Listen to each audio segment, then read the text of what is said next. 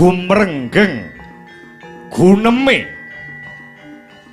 gumontang swarane saur manuk gumerah saenggon-enggon mubal amarah uripe manungsa sekawit ayem lan tentrem kedadak njolo padudon duwa dinuwa poyok pinoyok cedo cinedo cacat cinacat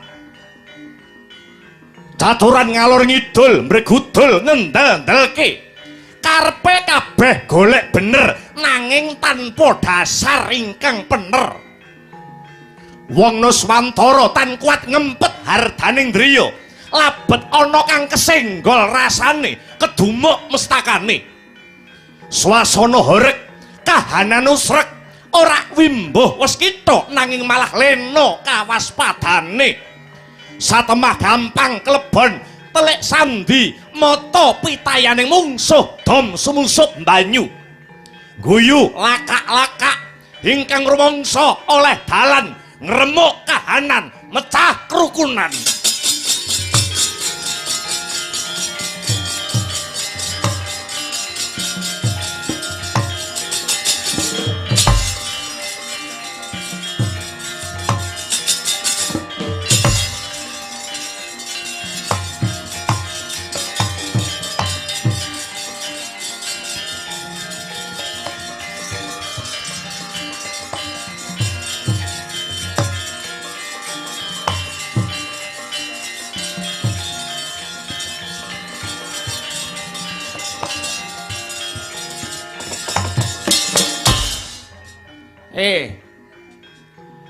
kowe nek kena tak elingke kowe aja melu-melu wong sing percaya karo wong neneka ajarane wong neneka ana bumi kene kae aja mbok eloni lho kusik to anane aku melu merga kae ajarane bener tur kae mlebu ana tanah Jawa kene nggawa pawarta kabungahan sing bodho ki kowe kok kowe ora gelem melu ora sudi kowe tek percaya karo wong anyar sing durung karuan kawruh lan nyatane sing disebar kuwi kawruh sing bener yen aku bener apa ora tau tak gagas tumrap aku wong urip kuwi sing baku tumindak becik lan rukun karo padha padane umating pangeran ngono wae rak ya wis lho arep becik tumindakmu nek ora cetha gondelanmu kuwi genah ora cetha sing mbok tuju lalehmu tumindak becik mau arep kok nggih apa lho wong tumindak becik kok nggih apa iki piye to ya mesti muspra mergo kapercayanmu kuwi kapercayan sing kleru oh cangkeme iki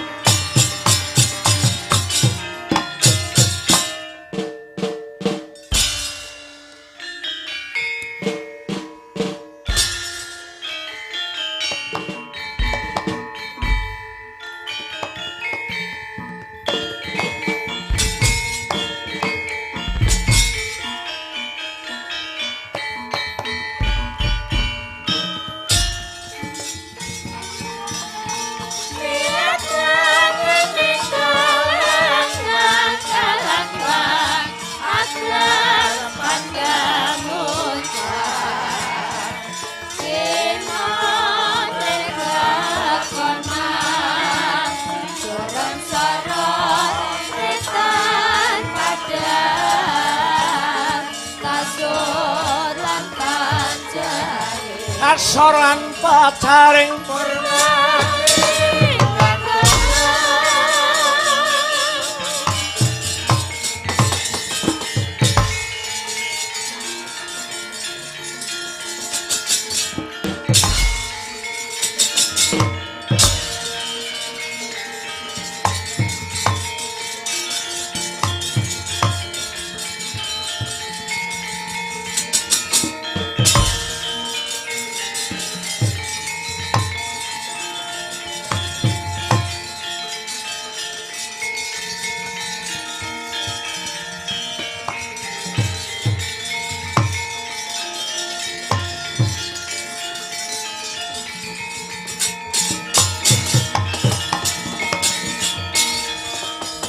dening utamaning nata berbuti pawalak sana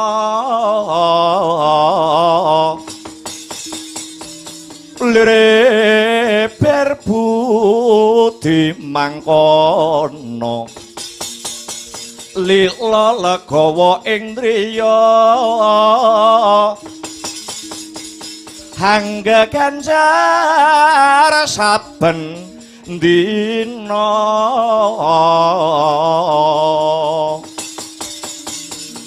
agung tenya paring dana lire kang bawa laksana hanetepi pangandika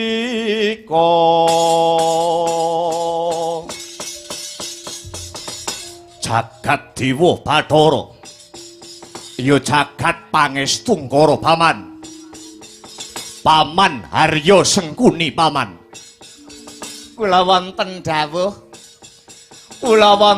dawuh anak Angger Duryudana miji kula ingkang paman ing plasa Jenar Rekyana Patih Harya Sengkuni bola saking Jaban Rangkah sampun saya kathah paman nggih ampun kuwatir kula percaya tiang-tiang niki nek dikon golek perkara niku pintere ora umum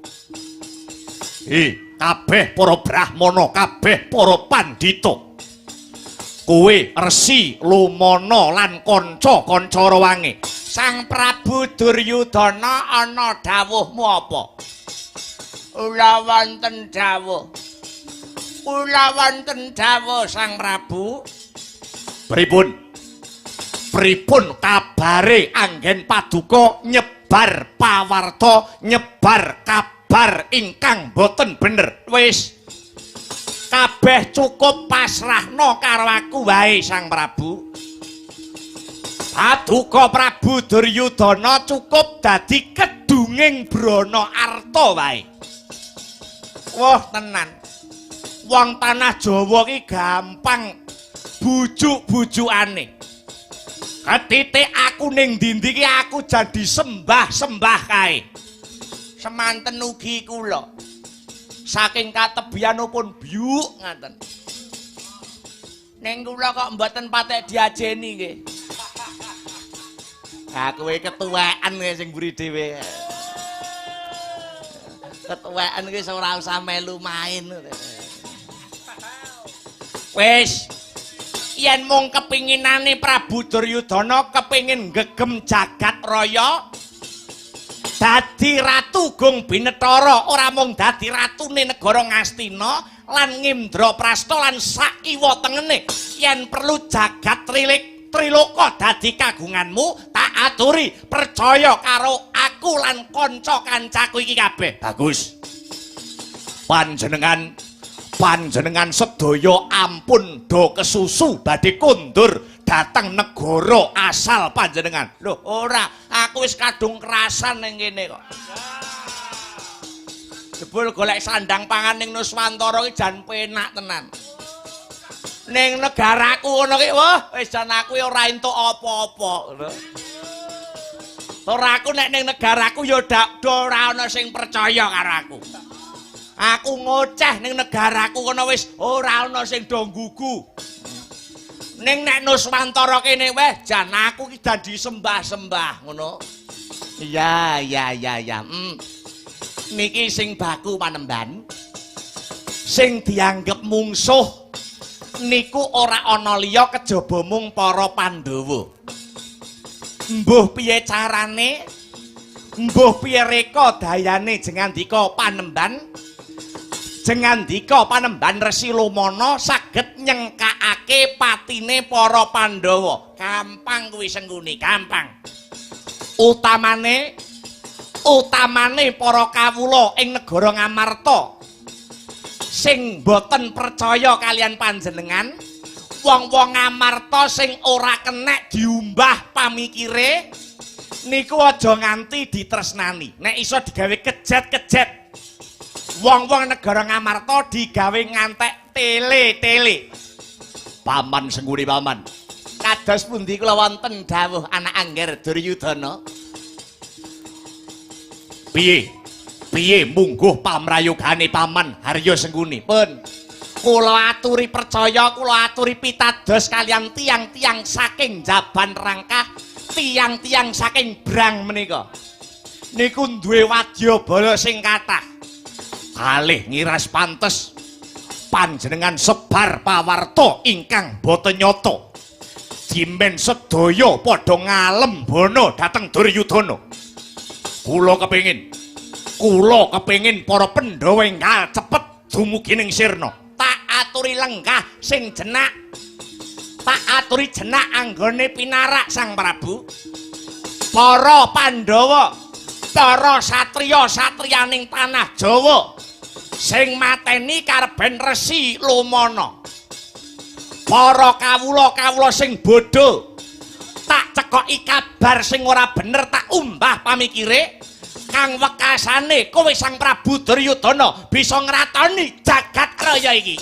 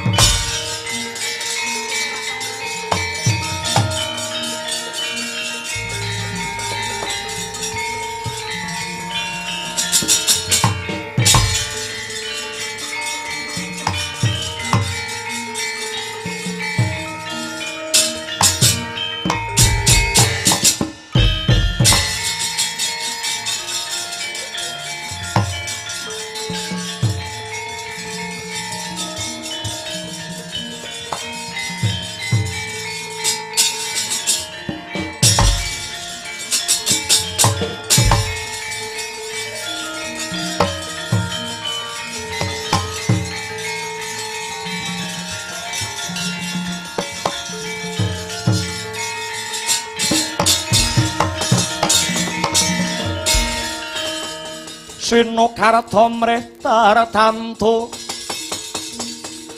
tantuning utama titi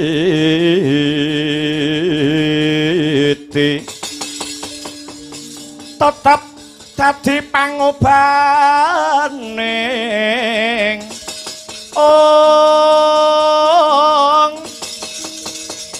wadya tentreming ati tamtu kena dinulada tiasil rewulan dadari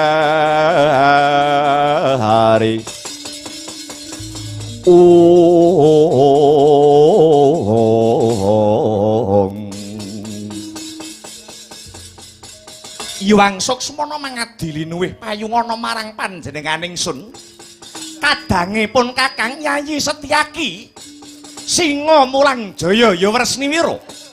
Wonten dawuh Dunjeng Koko Prabu. Koko Prabu Kresna amiji dhateng rayi kula pun setyaki nggih Singa Mulang Jaya. Yayi. Sawetara wanci iki rasanipun Kakang tansah tida-tida Yayi. Sajake kadang para Pandhawa bakal diincim kelawan para Kurawa kang gunakake 1000 cara. Sajake si Duryudana bakal duweni kepenginan nguwasani jagat raya.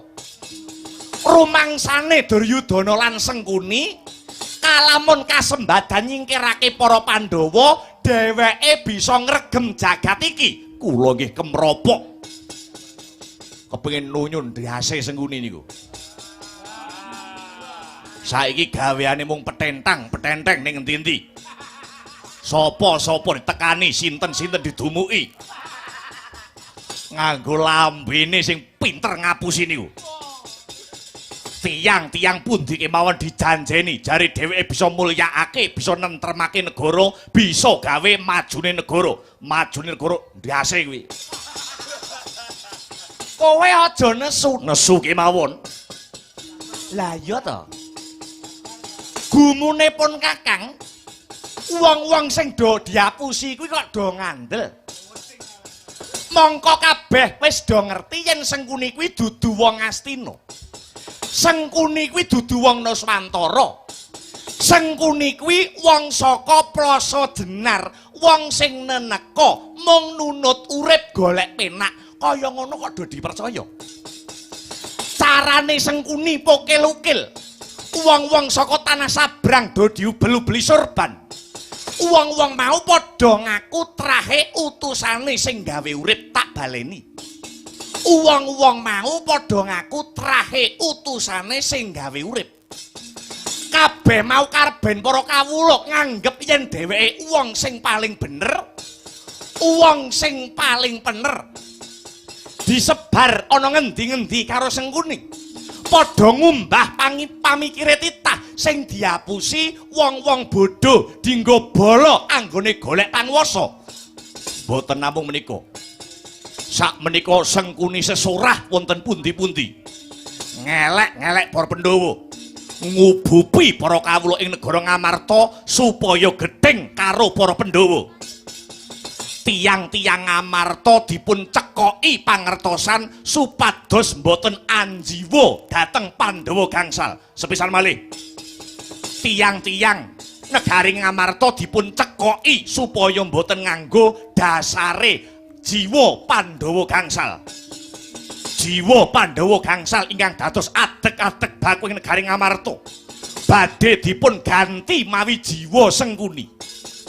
Jiwa Sengkuni ingkang rumaos bener dhewe.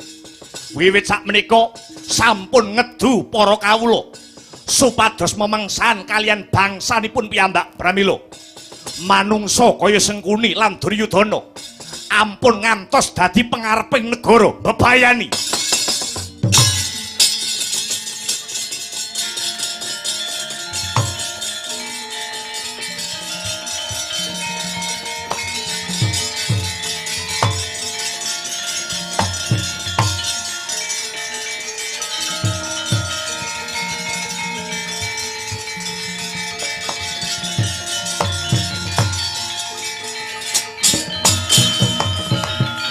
Bener Setyaki, bener. Kudu dialang-alangi. Nggih. Mboten namung dialang-alangi. Ning tiang-tiang kados Sengkuni kudu digusah ben minggat ning negarane. Coba ning kono arep gaglak apa? Yen ana kene ora wurung mung dadi mala. Kejawi menika menawi tiang Nuswantara mriki gelem diperintah karo wong-wong neneka, tegesipun tiang-tiang mriki sampun boten percaya kalian bangsanipun piyambak.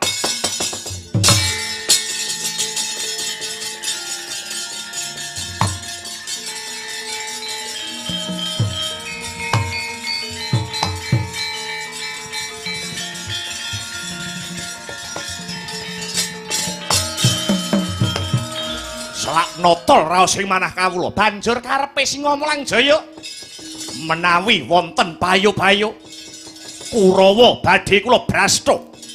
Para Kurawa badhe kula singkiraken ya. Aja ninggal duga lan prayoga Dimas.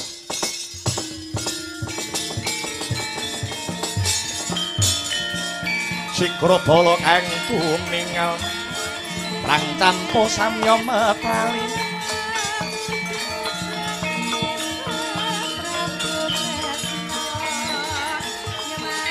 Leret adet wileteng kota Janyuwangkong nanguncang nidi bencang sang aji micil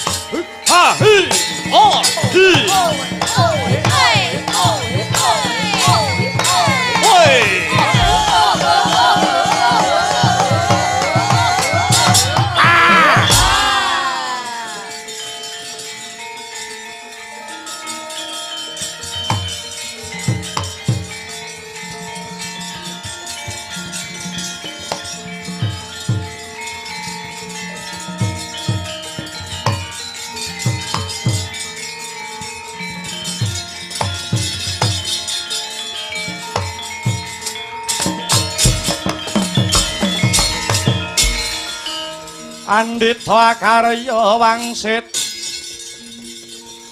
pindha gombang ajabing lawang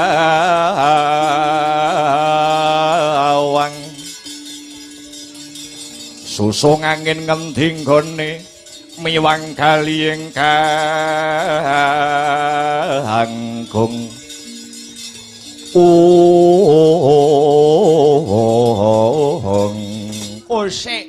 Kosek. Lingga Garda. Ados pundi Bapa Panembahan?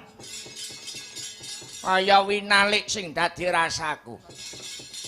Sing ana ngarep iki sapa Lingga Garda? Prayogi dipun tangleti kemawon Panembahan. Kowe sapa? Ana satriya Kuruwaking brengose dilinting-linting sampirke kuping.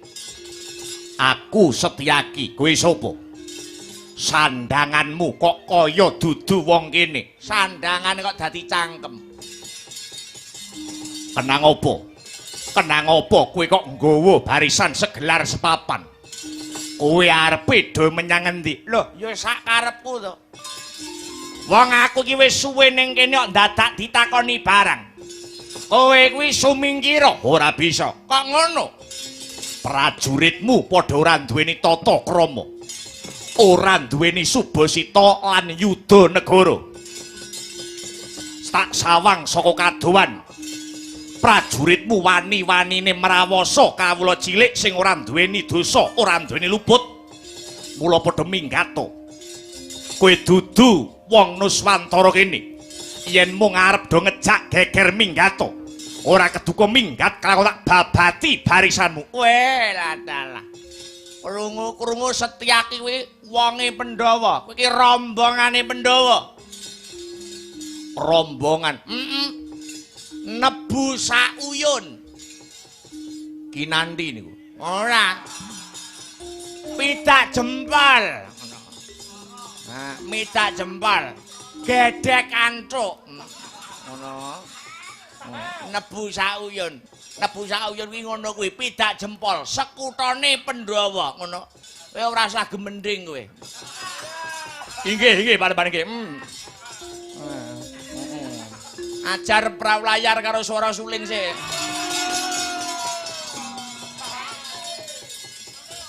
Nggih.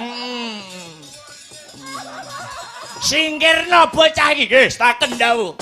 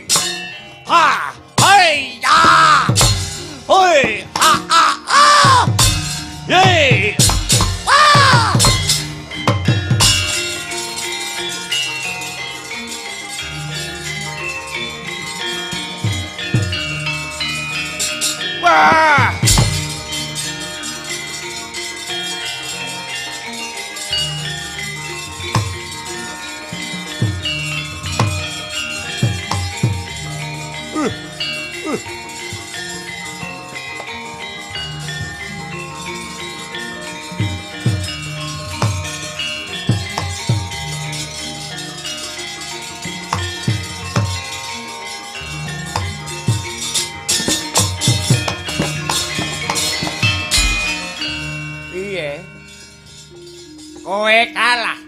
Ih. Kula kawon Bapa Panembahan. Wis ora cocok karo sumbarmu. Lajeng menika kersanipun Bapa Panembahan kadosa pundi? Mundur luwih dhisik. Wong-wonge Pandhawa kuwi jebule anggaduh kasekten sing ngedap-edapi ora kena dientengake. Yen dicara kasar awake dhewe sing do kalah, ngono. Liripun Nganggo cara sing halus. Pandhawa dirangkul atine, dipek rasane. Yen perlu dijak rukun karo para Pandhawa. Para Pandhawa Kurawa didadekke siji, dijak padha rukun. Mengko yen para Pandhawa lena lagi dipateni. Mekaten Bapa Panembahan. Iya. Prabu Duryudana karo Patih Sengkuni tak kandhanane. Ayo, ora sah kakean gunem sing tanpa guna nyimpang dalan luwih dhisik.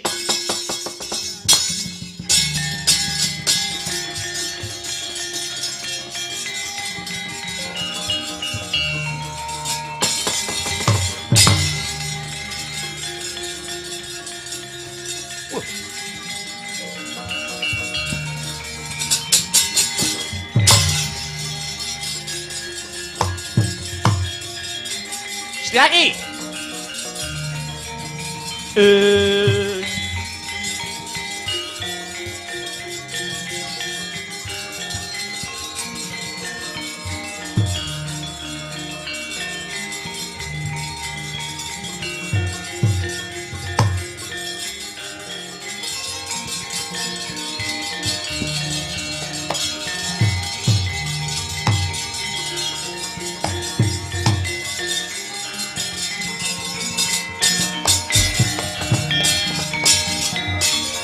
Nata Kresna nangandi kodoh Yayi Prabu Haywa. Duh Yayi Prabu Haywa sungkawing tias mulat soleng arinira.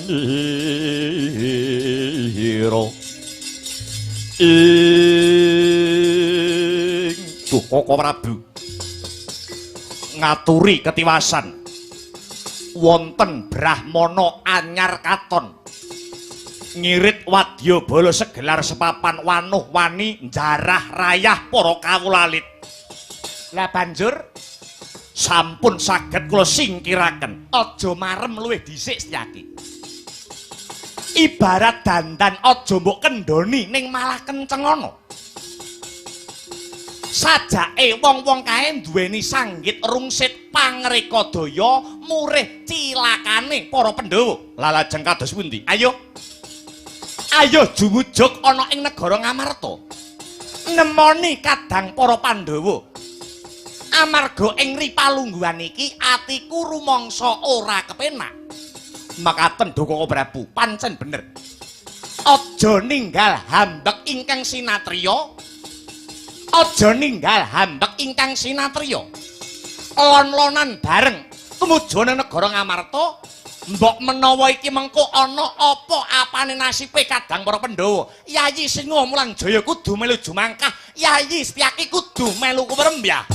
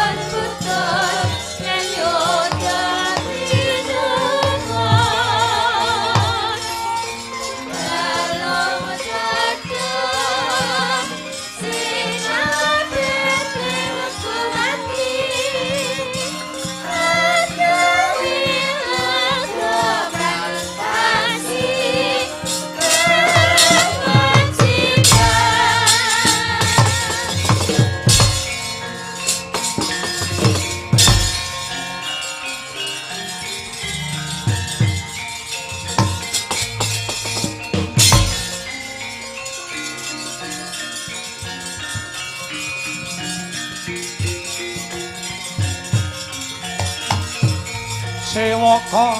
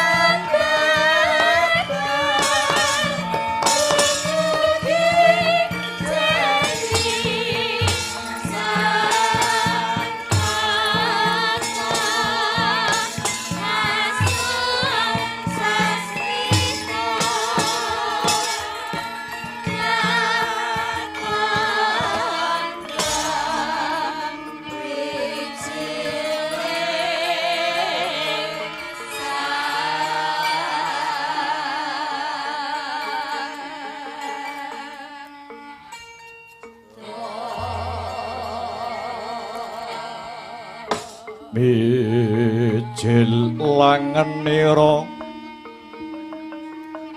sang nar pati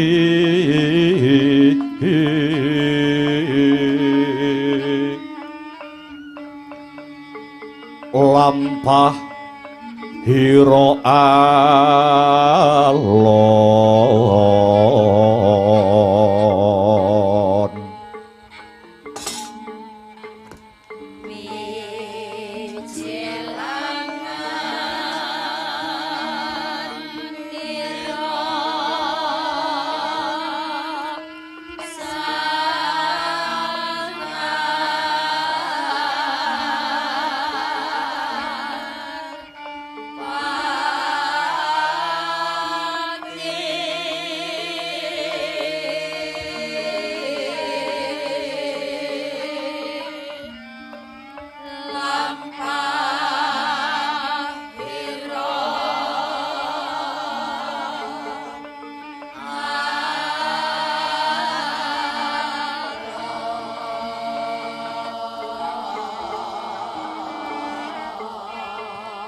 ginarabak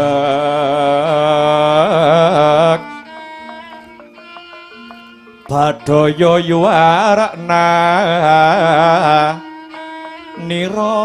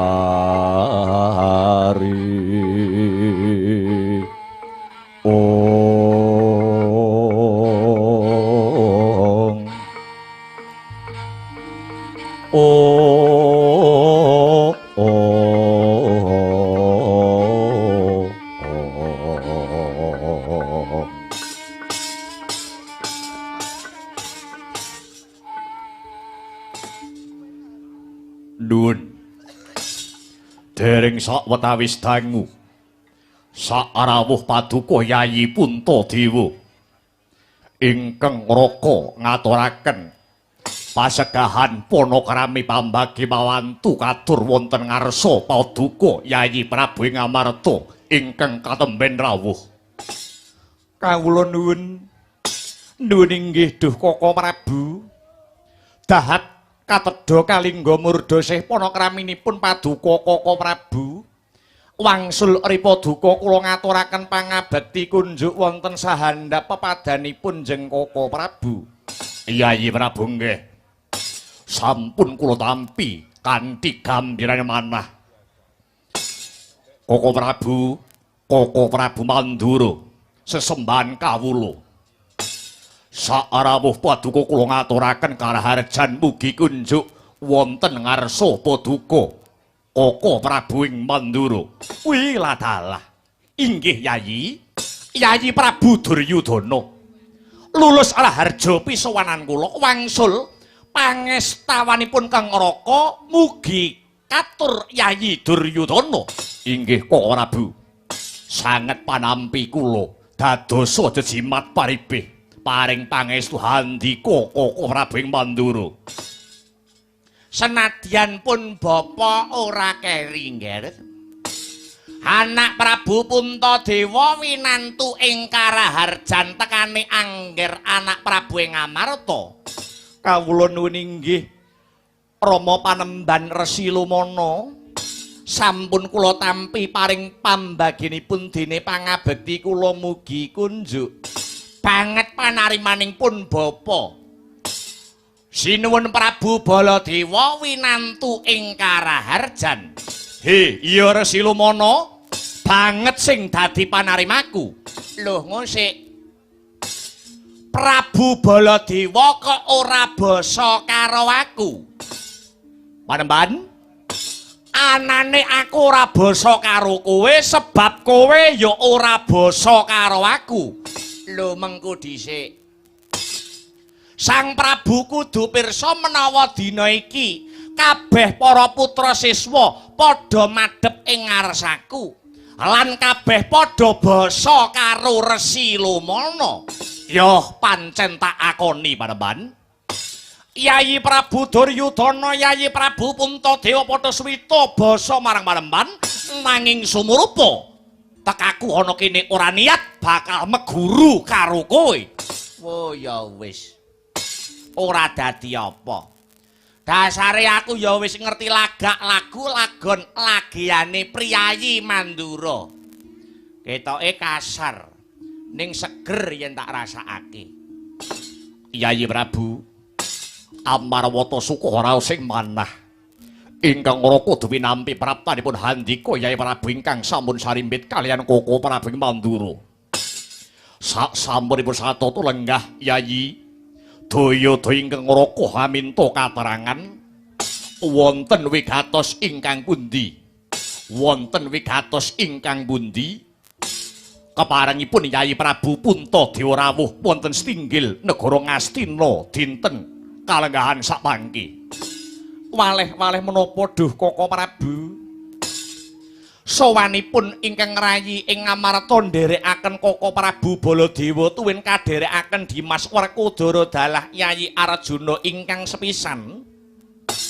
Sampun sawetawis alami mboten ngawuningani gumelaring negari Ngastina mriki. Angka kalih alabet sampun dangu ingkang rayi mboten sapet jagong panjenengan paduka njeng Koko Prabu. Wondene ingkang kaping 3 sowanipun ingkang rayi namung mestuti dumateng dawuh pangandikanipun Koko Prabu lumantar Nawala utawi Kintaka ingkang sampun kawula tampi. Ingkang suraosipun tulis Koko Prabu Duryudana animbali dumateng sowanipun ingkang rayi sakadang ingkang menika donjeng Koko Prabu. Wonten wigatos ingkang pundi daya-daya kaparenga ingkang rayi nyuwun dawuh saking panjenengan paduka Koko Prabu. Inggih Yayi. Wiwit saking negari Mandura dumugi Ngastina kula rencani nyabrang nitih Kyai Jaka Tuli. Ing pangajap saged enggal pepanggihan kalian paduka Yayi Prabu ingkang menika. Daya-daya pun kakang cumadong dawuh Yayi. Kaluhuran dawuh pangandikanipun Yayi Prabu dalah Koko Prabu Mandura. Adi dene winalik ingkang dados raos kawula. Duh, Yayi Prabu lan Koko Prabu Mandura.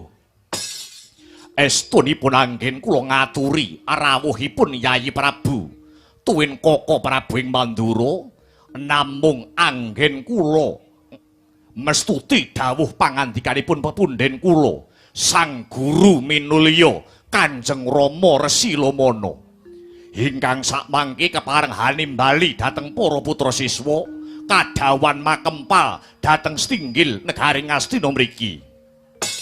Wonten ingkang badhe paring sabda tama tan asanes muhung bapa panembahan piyambak ingkang menika kunjuk dhateng Bapa Resi Lamana. Gegandeng sakmenika para putra siswa sampun marak ngabiyantara. Kepareng sumangga Bapa panembahan paring sabda tama tumanduk dhateng sedaya para putra siswa ingkang sampun kepareng ngabiyantara ing wekdal menika. Palugon laguning lekas. Lo kita linuding kidung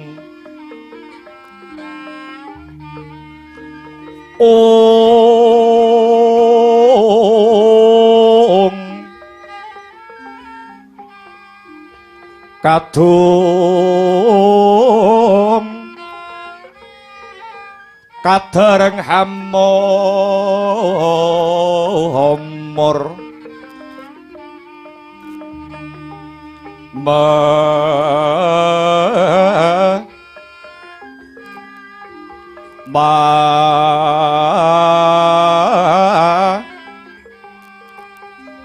ngun manah rahayu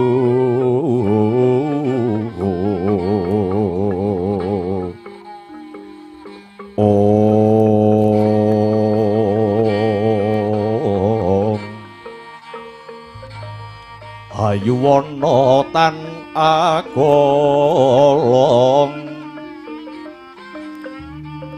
gumolong manadukara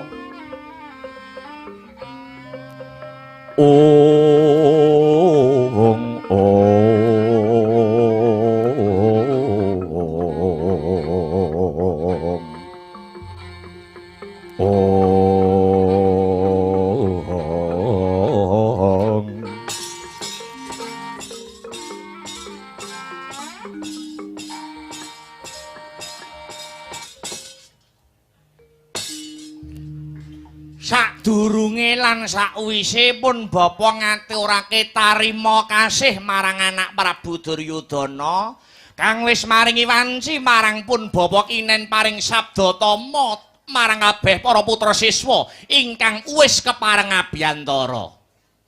Pancen kapara nyata ngger Puntadewa marep maneh sira tinimbalan ingkang raka ing Ngastina iku awit saka pakone pun bapa. Munggo apa to wigatine dene kabeh para putra siswa ndak timbali marak ana ing kene. Ora liya pun bapa mung bakal ngaturake munggo ingkang dadi isining atiku.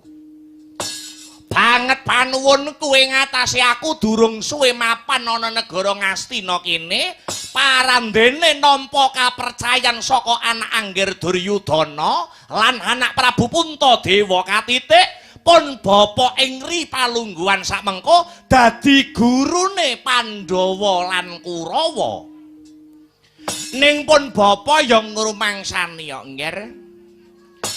Jroning pun bapa dianggep guru durung ana piwulang saka pun bapa ingkang tumanduk marang para siswa. Sabab pancen durung ana wektu ingkang prayoga kanggo hamedhar piwulang. Awit apa? Awit guru mulang marang murid kuwi kudu nonton karo kahanane murite. Kira-kira murite piye kahanane? Lagi usrek apa wis tentrem? Mula kudu angon kahanan. Nonton swasana. Semono uga sipating guru sadurunge mulang gurune dhewe ya kudu wening sing dadi penggalihe. Kudu ora kecampuran hawa omah setitik-setitika. Kuwi tumanjane bakal iso becik. Merga sing mulang ya wening, sing nampa ya wening. Iki tak sawang dina iki glagate do apik kabeh. Lagate wis do sumeh. Dadi gampang anggonku bakal nglebokake ngilmu utawa kawruh. Ngger, saiki enggal padha matura dhewe-dhewe. Mumpung pun bapa Narabuka wiwaraning kanugrahan kang wujude piwulang. Kabeh para putra siswa padha duwe panyuwunan apa mbok menapun bapa bisa paring mangsulan, watone takone aja rena-rena. Takono ngilmu apa wae. Ngilmu aji jaya kawijayan, ngilmu kebatinan kabeh bakal tak wangsuli. Watone aja takon perkara wedokan. Mergo muridku ki ayake komplit, ana sing tataran luhur, ana sing tataran ngesor. Nggih. Ngestaken dawuh Bapa Guru Duryudana kepiye? Sanget panuwun kula dhateng Bapa Dwija. Kanugrahan kawibawan kaluhuran ingkang kula gadhahi wekdal menika sampun ngantos kendel dhateng kula. Nanging mugi saged dawah turun tumurun ing putra wayah kula ing benjangipun saged nemu kawibawan kaluhuran ingkang sarta kanugrahan kados ingkang kula enyam dinten sapanggi mawi cara menapa keparenga kula nyuwun dawuh dhateng Paduka Bapa Guru Silmana. Ya panyuwun kang banget luhur saka anak Prabu Suyudana. Kanugrahan kawibawan kaluhuran aja mung mandhek ana ing anak Prabu nanging iso nganti turun tumurun. Ya, mengko bakal tak warai carane, bakal tak paringi dalane. Sumenea sawetara ya, Ngger. Nggih, Bapak Guru. Puntadewa nyuwun apa? Rama Panemban menawi dipun keparengaken kula namung badhe nyuwun menggah menapa isi tuwin werdinipun pustaka utawi jimat jamus kalima sada ingkang kula pundi punika kula nyuwun wedharanipun Bapa Panemban. Anak Prabu Punta nyuwun diwedharke muhung surasane pustaka jamus kalima sada. Nuwun inggih Bapak. Ya mayar kuwi barang sing ora angel. Mengko bakal tak wedharake sinuwun Prabu Baladewa duweni panyuwunan apa? Aja kurang pangapura ya Panemban. Kaya sing tak kandhake ana ing mau ngarep. Tek aku ana kene niatku ora arep meguru karo kowe. Ora kok jeneng Baladewa nyepelekake kuwi ora. Ning upama aku arep meguru karo kowe, njur apa sing arep tak guroni tekan kowe? Upama Baladewa bakal nyuwun kawruh babagan kebatinan, ora kok jeneng Baladewa ki umuk iki ora. Jaman aku isih kok krasana biyen, aku ya tau dari pendhita kaya kowe kuwi. Jaman aku isih Jaka biyen, jaman aku isih enom biyen. Aku tau mendhita kaya sira Panemban. Mula ing babakan kawruh kebatinan tak kira isih cukup ana ngengean tumraping Baladewa. Ya tak akoni. Jaman aku isih durung mudeng bocah wedok biyen, aku mempeng tirakat, aku mempeng prihatin. Ulah kebatinan, ora kitang seminggu pindho, seminggu ping 3. Tak ewangi mlebu alas munggah gunung nyemplung sendang. Kuwi jaman biyen. Ning pancen tak akoni. Bareng aku wis weruh wong wedok ki wis rada suda. Ora pati mempeng kaya biyen. Sebab apa? Angger arep budal tirakan aku mesti digondeli karo mbok wedok ngono. Wah, jan penyakit wong wedok kuwi. Munggo kuwi tumrap ilmu kebatinan, Jur. Upamane aku bakal nyuwun kawruh kadegdayan utawa kanuragan, tak kira aku isih duwe sifat kandel. Wujude pusaka nenggala lan lugara ingkang minangka dadi piandelku. Mula aja kurang mamangku aku durung duweni penyuwunan marang jeneng sira Panemban. Mbuh, mengko tak pikir mburi. Oh ya wis, ora perlu kesusu. Dipikir dhisik Prabu Baladewa, dipikir sing kanthi wening. Werkudara kowe duweni panyuwunan apa? Iya. Resi Lumana guruku. Yen pancen aku dikeparengake njaluk, aku mung njaluk wedharing kawruh sastra Jindra Hayuning Rat lan sastra Cetha Paripurning Wangsit Kunta Jiwa Wakasing tunggal iki wedharane kepiye Lumana guruku? Ah iya, heeh. Kawruh sastra Jindra ya mengko tak gamblangake, mengko tak wedharake. Ilmu kuwi nek ning ngarepku nggo ilmu upil kuwi. Kulup Janaka duweni pitakonan apa? Duh Panemban, menawi kula dipun keparengaken kula nyuwun, kula namung nyuwun wedharing kawruh sangkan paraning dumadi. Ya, wiwit anak Prabu Duryudana tekan Janaka kok tak penggalih isih enteng kabeh panyuwunane. Durung ana sing bobot babar pisan. Ya mung sadurungipun bapa bakal maringake kang satoha medharake, luwih dhisik pun bapa bakal nyuwun katerangan marang kabeh para siswa. Para siswa kang padha ngaku guru marang pun bapa mau, lair batin apa mung lamis wae, Nggir? Awit ngene. Lamun leh ngaku guru amung ana lamis, tiwas pun bapa paring pitutur-tutur ketawur tan ana guna paedahe. Nanging kosok baline, lamun ngaku guru marang pun bapa kuwi kandhas tekaning batin, tegese anggone bakal nampa piwulang saka pun bapa mau linandhesan rasa kapercayan. Mbok gurune ampuh kaya ngapa, yen sing nampa ora linambaran kapercayan ya wis muspra tanpa guna. Ibarat seganten sinarepan tan ana guna paedahe. Bapa guru, lair batos angin ulung aku dateng Dwija dateng Bapa Panemban Resi Lumana. Semanten ugi kula Bapa Panemban lair batos angin kula ngaken Dwija dateng jengandika Panemban gegantaning manah namung badhe ngudi indak ing ilmi miwah anggayuh wimbuing kawruh. Werkudara, piye Yayi? Werkudara percaya apa ora marang ulangane gurumu iki? Mung karing ngrungokake ulangane dhisik mau kaya ngopo. Yen ulangane apik ya tak tampa, yen kira-kira ora cocok ya tak pikir luwih jero. Pancen kudune kaya mengkono Werkudara. Merga jaman saiki iki yen wong pinter ki akeh ning ditonton kepinteran luwih dhisik. Iya. Yen wis padha lair batin, padha rungokno sing kanthi pertitis. Merga pun bapa mulang marang kabeh para putra siswa iki ana syarate. Syaratipun menapa Bapa Panemban? Syarat sarananipun menapa Duh Rama Panemban? Syarate kang sepisan tak jaluk Pandhawa karo Kurawa kudu rukun manunggal dadi sawiji. Lelakon sing wis kapungkur tak jaluk aja padha dibaleni meneh. Ya kuwi anggone para Pandhawa lan para Kurawa, anggone padha cecengkrahan, anggone padha pasulayan. Nganti padha ora eling yen Pandhawa Kurawa iku maksih padha siswane Sang Sanyasin Wiyasa. Mula ndak jaluk kudu rukun ing antarane Pandhawa lan Kurawa.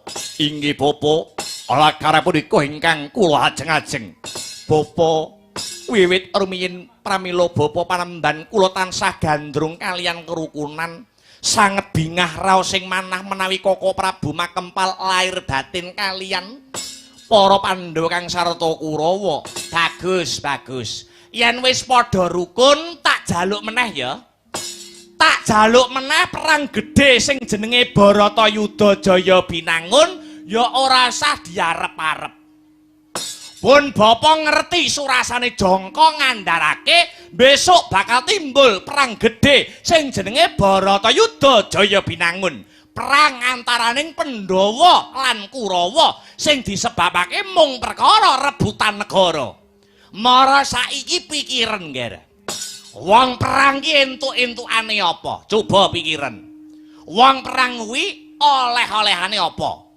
Yen menang ya dadi pindhang, yen kalah ya mung bakal dadi rempah.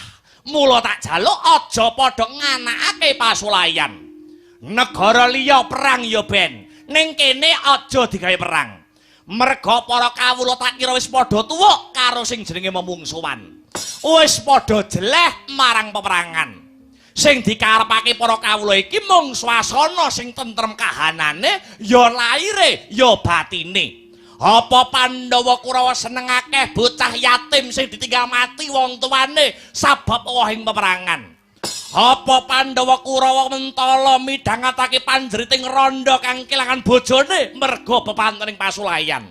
Inggih, kula namung mangestokaken dawuhipun Kanjeng Guru. Kula mboten badhe ngajeng-ajeng dhatengipun perang Baratayuda Jaya Binangun.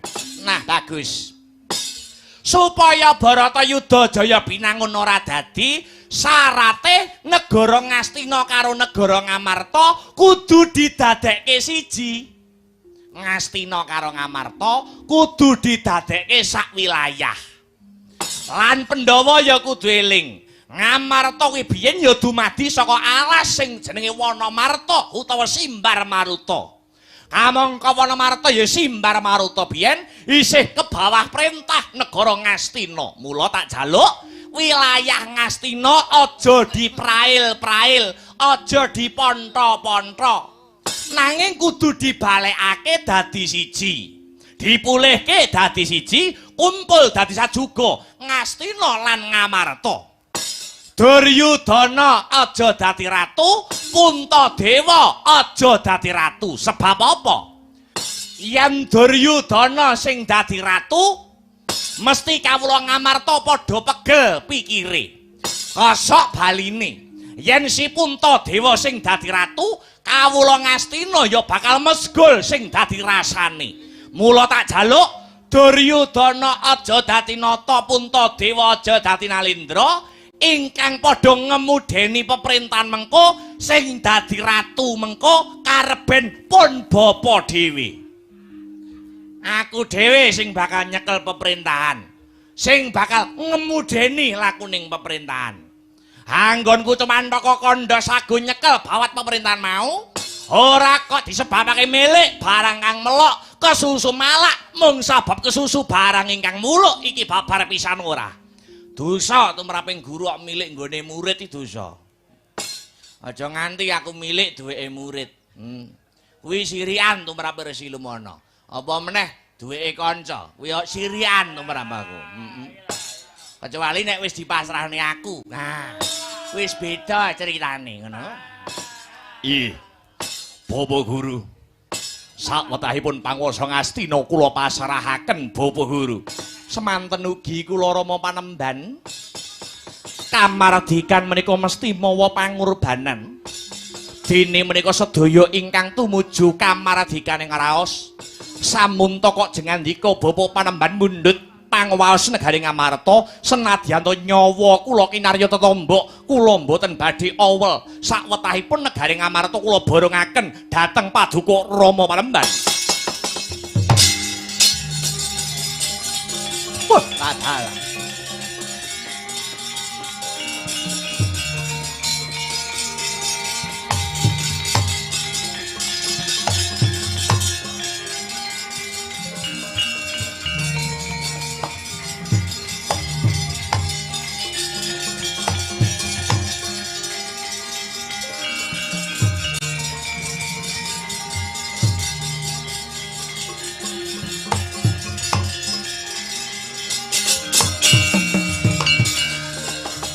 Pramara reh mangasa umya ngambrengeng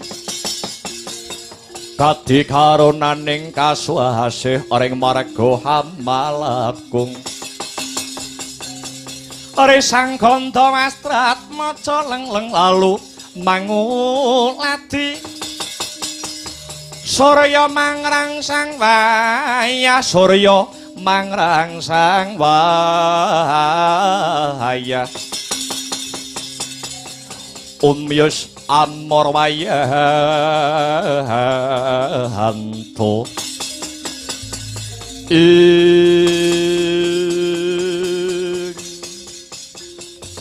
Werkudara piye Yayi negaramu dijaluk Yayi Aku sipating satriya kepengin dadi satriya sing becik ora bakal ninggalake sapta margaku lan sumpah prajuritku Aku mung kari manut karo mbarep kakangku. Oh mengkono. Iya. Gandeng kakang mbarep masrahake, aku ora wenang gondeli. Sebab Werkudara urip ana sahandap pangwasane mbarep kakangku. Lho, ndengaren ndi? Yen wis padha sarujuk, apa sing wis tak kandhakake lah saiki ayo wiwit nganakake panaliti. Ayo padha metani. Sebabe apa kok biyen-biyen Pandhawa karo Kurawa ora isa rukun? Manut panalitenipun bapa iki kabeh pancen ana sing ngubupi, pancen ana sing gawe. Muhung sapa sing nyebabake ora rukun? Para pangarasaku ya mung manungsa cacah loro. Siji Kresna, loro Semar. Ya mung wong loro kuwi sing marake dadi urup-urup, ya mung wong loro kuwi sing ngobak-obak banyu bening. Mula ya ngger supaya bisa nggayuh tentrem kang sejati, rukune para Pandhawa lan Kurawa iki mengko kudu ditumbali. Monggo sapa ta kang kinarya tumbal ora ana liya. Ya mung Kresna kelawan Semar kudu dipateni luwih dhisik. Yen Kresna lan Semar durung mati, tak kira cebol gayuh lintang Pandhawa sarta Kurawa bisa nemahi rukun. Kupingku suwe-suwe ora kuat ngrungokke bangsat elek.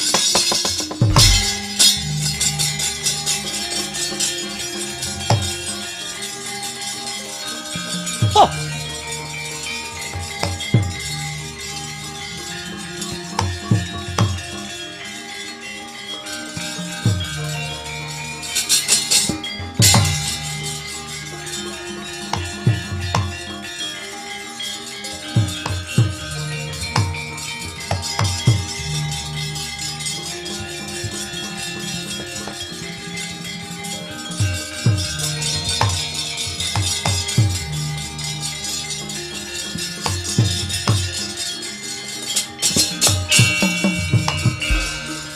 Prodha montap lir kinatap duka yayasine pijojo pangmawinga wengis kumejot patoning latine trandit ngondarandir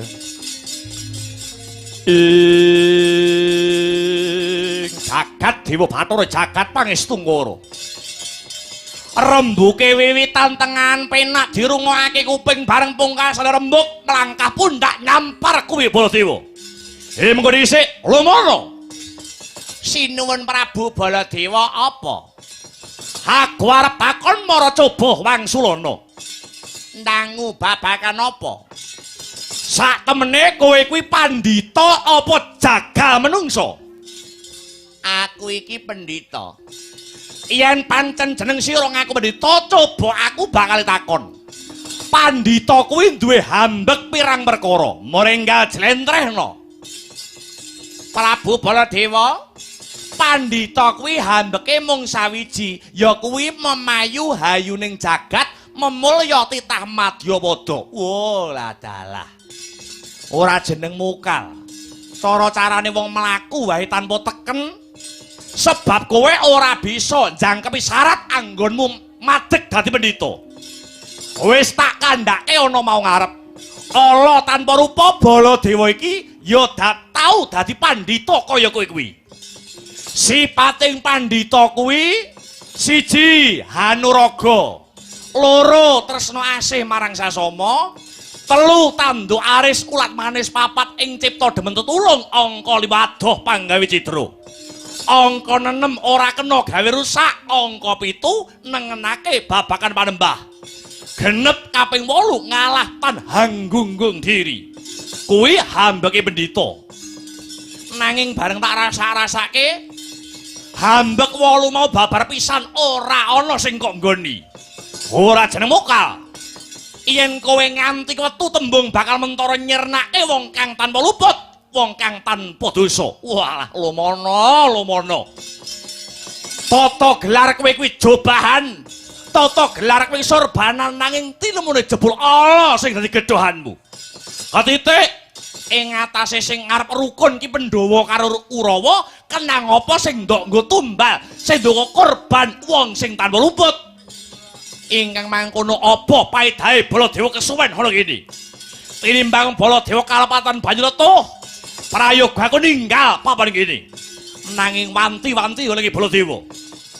Wong sing bakal dandani kuwi luwih langgeng tinimbang wong sing bakal ngrusak. Tak baleni.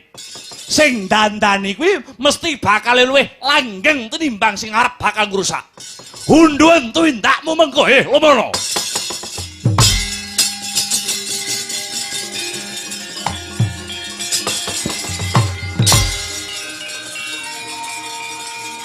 Rata.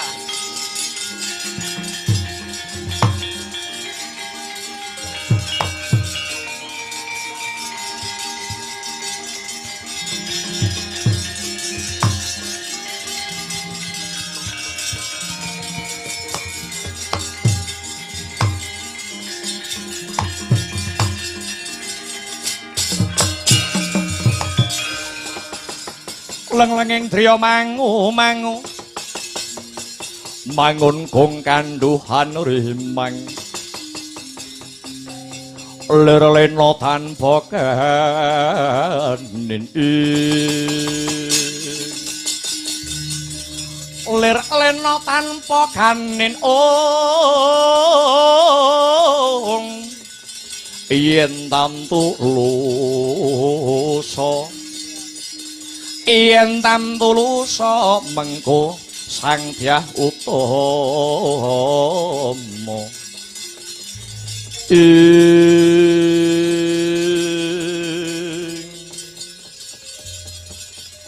Pancen tak titeni ya. Lagi teko cah wi mengok glagate ora penak. Kancane do diuring-uring. Yah tak akoni. Sepisan tak titiki mau ora basa. Iki wis genah mesti ra cocok karo ajaranku. Bareng krungu Semar karo Kresna arep tak pateni kok muringe saya ndadi senguni. Kula wonten dawuh Panembahan. Bareng Baladewa krungu Kresna Semar arep tak pateni kok muringi sebabe apa? Baladewa karo Kresna ki apane? Menapa Panembahan dereng pirsa? Lho, piye to? Sinuwun Baladewa menika kadang werdanipun sinuwun Prabu Kresna. Lho, kuwi jek kakange to, jek dulure to. Inggih. Lho, cangkemmu ra muni mau-mau. Nyuwun pangapunten Panembahan, kula sasmitani panjenengan boten tanggap kok. Kula kedhepi panjenengan boten krasa. Kedhepmu aku ora roh wong kowe nganggo kacamata ireng kok. Ning ya wis ora dadi baya pangapa. Baladewa nesu gemprang-gemprang iki mau kena tak ibarate kung kang mangungkung sajroning eleng. Kodhok suarane seru ning ora ndayani apa-apa. Wis ora perlu ndadak miris, aja padha goreh sing dadi rasamu. Kabeh para putra siswa, kabeh para putra siswaku. Nasibe Baladewa ana tangane Resi Lumana. Sapa sing malang-malang bakal putung, sing ngerawi-rawi tak rantas. Dina iki piye nggarep Puntadewa bisa nanggapi sabdaku sing pungkasan iki mau apa ora? Rama Panembahan, punapa mboten langkung prayogi Koko Prabu Kresna dalah Kakang Semar Badranaya katuran rawuh dhateng mriki supados nderek anyekseni manunggiling Pandhawa tuwin Kurawa. Tak kira Kresna karo Semar ora gelem nyekseni babakan rukune Pandhawa kang sarta Kurawa. Langkung prayogi dipun cobi Panembahan, ya wis sak karepmu. Dimas Werkudara Yayi, mbarep kakangku kuwi. Si Adi dina iki ndak utus amiji Kakang Semar Badranaya Yodi. Wah, Semar iki dudu duwekku. Semar iki dudu rombonganku. Semar iki punakawane Janaka, Kandha karo sing duwe rombongan kuwi. Yayi Arjuna, kula wonten dawuh Dunjeng Koko Prabu, Si Adi ndak utus Yodi lumarapo marang negara Ndwarawati kang sarta Karang Kadempel. Koko Prabu Kresna lan Kakang Semaya atura rawuh ning negara Ngastina kene ingkang wigati katuran nyekseni rukuning Pandhawa dalah Kurawa. Kawula nok hamangestuaken dawuh Koko Prabu Wijasena. Mbarep kakangku harapa aja nikahake budhalik Nyai Arjuna. Si Adi uga jampangon langkung Arjuna anggone bakal sowan ana Ndwarawati lan sowan ana Karang Kadempel. Ora liwat mangestuake dawuh mbarep kakangku.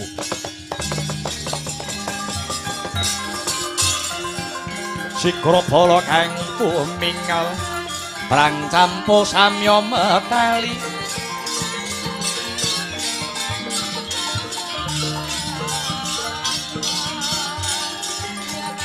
Lara dadit wiloting tata Danyangkong manguncang niti benjang sang aji micil ong-ong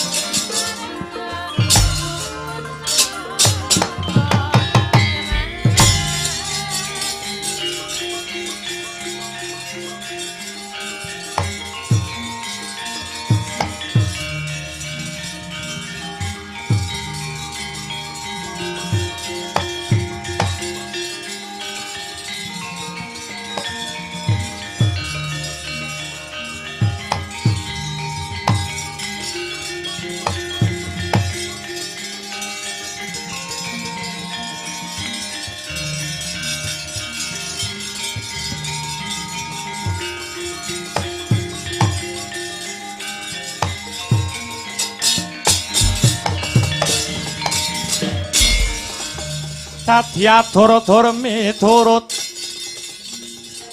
anut sumarah mring Gusti dene Sidi Miwang Utama ong panindak ing praja ngadil bejo dadi bandara rinarepan mring pra abdi